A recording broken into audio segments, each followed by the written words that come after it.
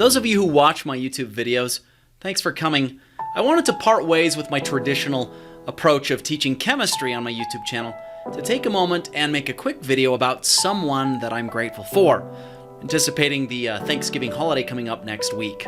This video, and I might make more of these in the coming days, is dedicated to one person among many for whom I am very grateful: my mom.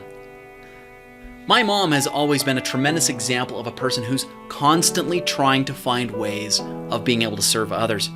Since even before I was born, throughout my entire childhood, my mom went almost every single week, without fail almost.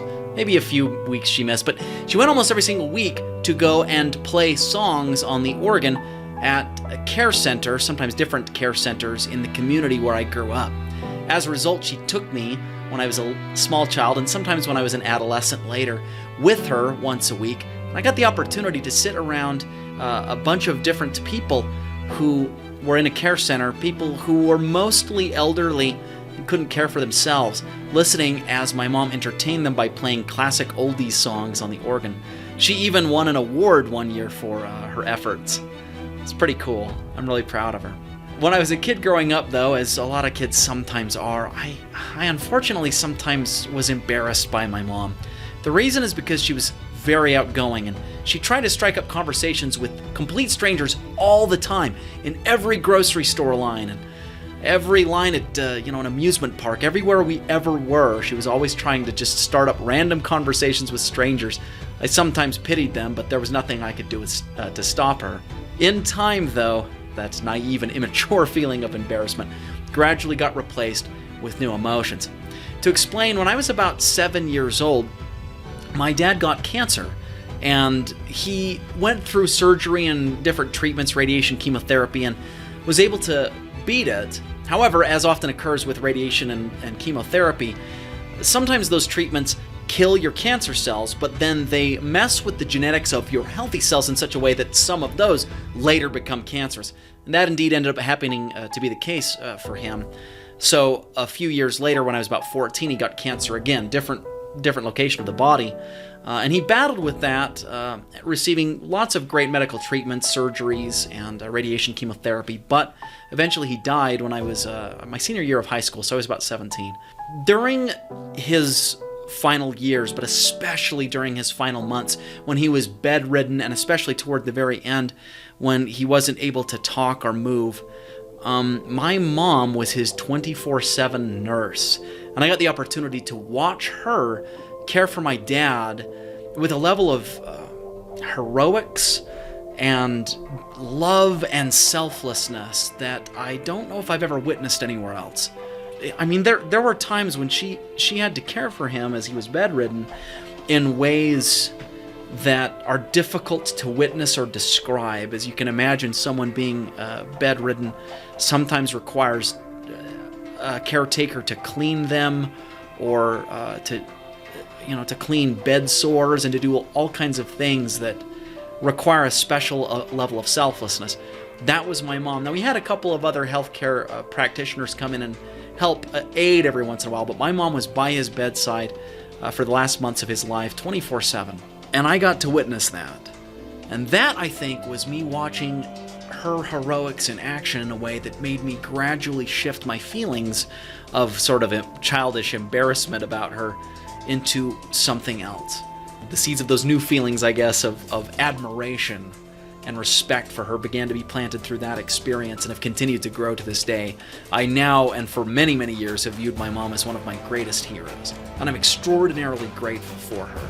I hope that you're able to have a hero like that in your life as well. I honestly wish that every single person on earth could meet and get to know my mom, because she brightens everyone's day that she interacts with, and I think the whole world would be blessed by her. About 5 years after my dad's death, give or take a little bit, my mom herself also got cancer. During this time, she went through a number of surgeries that left her scarred, but also additional treatments, and she was able to win and beat the cancer, and has been cancer-free for the past 15 years or so. I'm very grateful for that. But one thing that I have to tell you is that through the entire process, I never once heard my mom complain, even when she was going through therapies and different treatments that were extraordinarily uncomfortable, painful, and made her ill.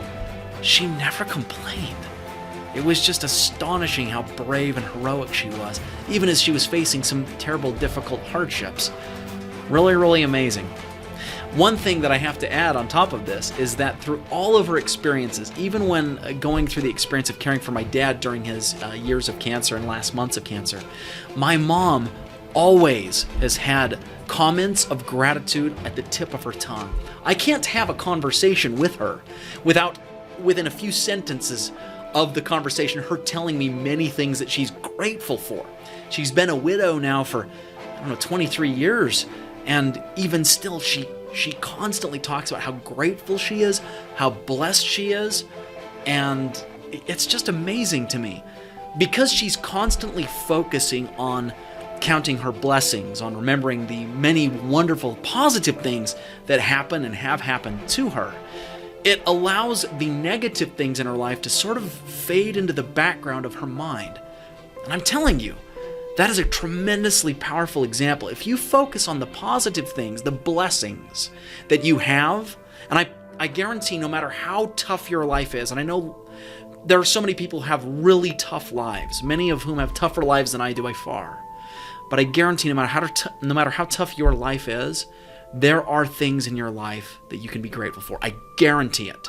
You can be grateful that you can feel the sun on your face in the morning, or you can be grateful for another day of life, or you could be grateful that, when you got in that motorcycle accident, that you walked away with just some bumps and bruises and a sprained wrist rather than something far worse. Speaking from experience, I guess. You can be grateful for many, many things. Sometimes they're little things. But if you focus on the positives and try to develop an attitude of gratitude like my mom has, I promise that gradually the negatives will fade away. Now, that doesn't mean that they're going to disappear, and it doesn't mean that your life is going to be all perfect or anything. It just means that kind of switching your attitude to focus on the positives will help your life become more positive and help the negatives hurt you less. And that's something that I've learned from my mom's example. And that's one thing I'm grateful for. Seeing her be grateful has made me be more grateful for her, and has provided an example where I feel like I should try to do the same thing as her.